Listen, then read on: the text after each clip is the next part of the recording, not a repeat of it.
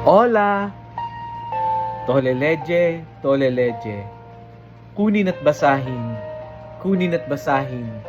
Ako po si Kuya Sam Pagaduan, ang inyong kasama sa ating lumalim at mamunga Gospel Reflection. Ngayon ay February 11, 2026.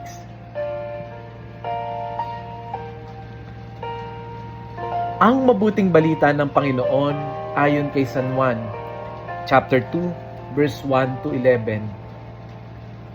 Noong panahong iyon, may kasalan sa Cana Galilea at naroon ang ina ni Jesus. Si Jesus at ang kanyang mga alagad ay naroon din. Kinapos ng alak at sinabi ng ina ni Jesus sa kanya, naubusan sila ng alak. Sinabi ni Jesus, "Huwag ninyo akong pangunahan, ginang. Hindi pa ito ang panahon ko." Sinabi ng kanyang ina sa mga naglilingkod, "Gawin ninyo ang anumang sabihin niya sa inyo." Dooy may 6 na tapayan, ang bawat isa'y naglalaman ng 20 hanggang 30 galon. Nakalaan ang mga ito para sa paglilinis ayon sa tuntuning panglilyon ng mga Hudyo. Sinabi ni Jesus sa mga katulong, "Punuin ninyo ng tubig ang mga tapayan," at pinuno nila hanggang sa labi. Pagkatapos, sinabi niya, "Sumalo kayo ngayon at dalhin ninyo sa namamahala ng handaan." Dinalhan nga nila ang namamahala ng handaan. Tinikman naman ito ang tubig na naging alak. Hindi niya alam kung saan nanggaling iyon, bagamat alam ng mga katulong na sumalok ng tubig, kaya tinawag niya ang lalaking ikinasal.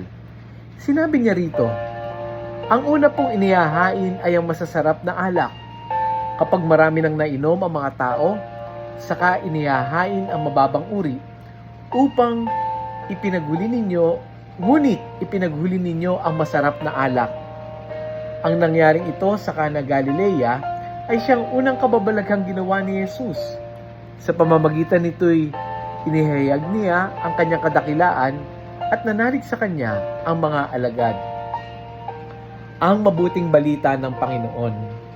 Pinupuri ka namin, Panginoong Hesukristo.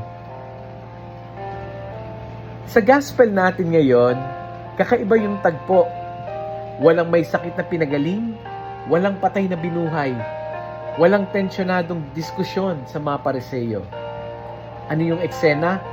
Napakasimple at napakaordinaryo. Kasalan. Only a wedding. Isang uri ng selebrasyon, isang uri ng kasiyahan. Pero sa gitna ng saya, biglang nagkaroon ng problema. Ano yung problema? Napakasimple. Naubusan sila ng alak. Pero alam niyo po kasi, sa mga Hudyo, napakahalaga ng alak sa pagdiriwang. Ito kasi yung sumisimbolo ng kasiyahan, kasaganahan, mabuting pagsasama.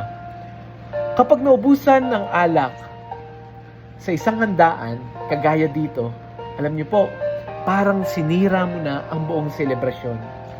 Isang napakalaking kahihiyan para sa may-ari ng kasalan. Kaya yung tingin nating simpleng problemang ito, may isang taong nakapansin. Sino yon? Si Maria, yung ina ni Jesus. Kaya't ang ginawa niya, lumapansin niya ng itong problema, lumapit siya kay Jesus at sinabi, wala na silang alak. At pagkatapos, sinabi niya sa mga utusan, simple lang, gawin ninyo ang anumang sabihin niya. At doon, naganap ang himala. Ginawa ni Jesus ang tubig upang maging alak. Take note, hindi lang basta alak, kundi pinakamasarap na alak. Sa normal na proseso, alam niyo po, yung masarap na alak ay bunga ng mahabang panahon ng paghahanda. It needs time. It takes time. Kailangan may tiyaga. Kaya nga anong kasabihan ng mga manginginom? Ang alak, habang tumatagal, lalong sumasarap. Pero kay Jesus, hindi niya pinakawakan iyon. Ginawa niya ang alak instantly. Kung ilalapat natin ito sa ating buhay ngayon, ilang beses na ba nating naramdaman na parang naubusan na tayo ng alak, naubusan na tayo ng saya, naubusan na tayo ng pag-asa sa mga relasyon na parang hindi na magkakabalikan pa. Naubusan na tayo ng solusyon. Naubusan tayo ng dahilan para magpatuloy. Minsan, para tayong naubusan ng alak, we find no reasons to live. Parang wala na tayong purpose. Wala na tayong silbi. At sa ganitong mga sandali, gustong ng gospel natin ngayon, tayo inaanyayahan na bumalik kay Jesus. Sabihin mo sa Kanya yung totoo. Panginoon, naubusan na po ako. Wala na po akong lakas. Wala na akong pag-asa. Wala na akong gana. Hindi ko na alam ang gagawin ko. At tulad ni Maria, kahit tahimik lamang, maniwala ka man o hindi, napapansin mo man o hindi, inilalapit ka niya kay Jesus. At ito rin yung uulitin niyang sasabihin sa iyo. Gawin mo ang anumang sabihin niya. Kapag kasama si Jesus, yung ubos ay nagiging sapat, yung kulang ay napupuno, at ang lungkot ay muling nagiging kagalakan.